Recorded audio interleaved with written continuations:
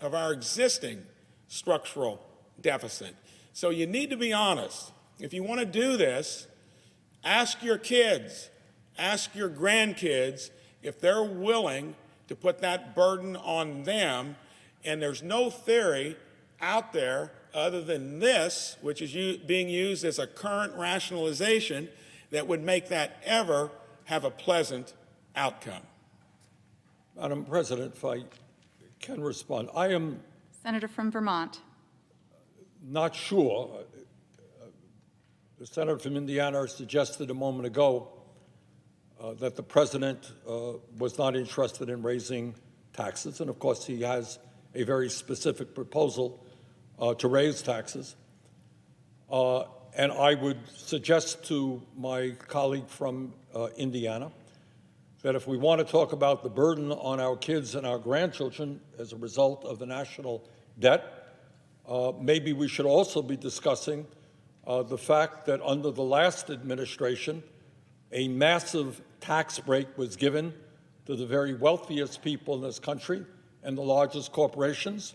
We were told that that tax plan would pay for itself, but in fact it will result in almost $2 trillion in additional national debt. And virtually all of those benefits went to the people on top.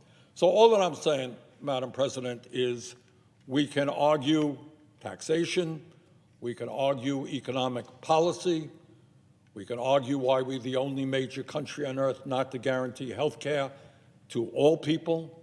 We can argue why we are paying by far the highest prices in the world for prescription drugs.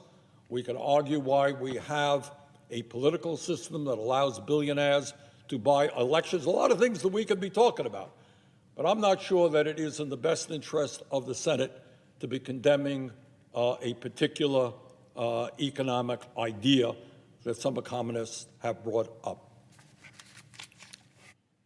Madam President, I know we got a vote coming Senator up from and Indiana. won't belabor it.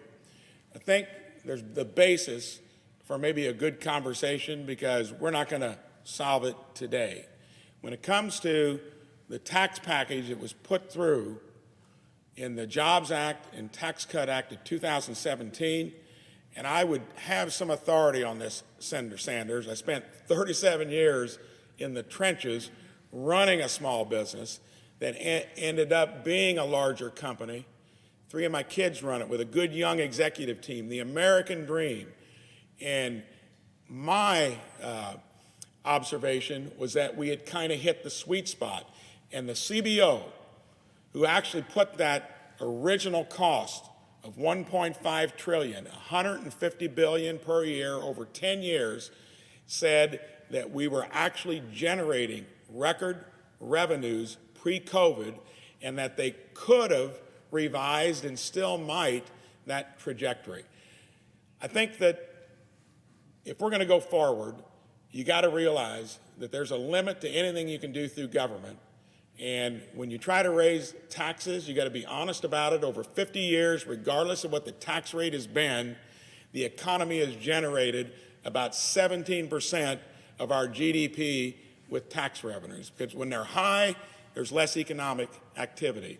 You actually find a sweet spot like we did with the Tax Cut and Jobs Act of 2017, and the economy was proving it pre-COVID.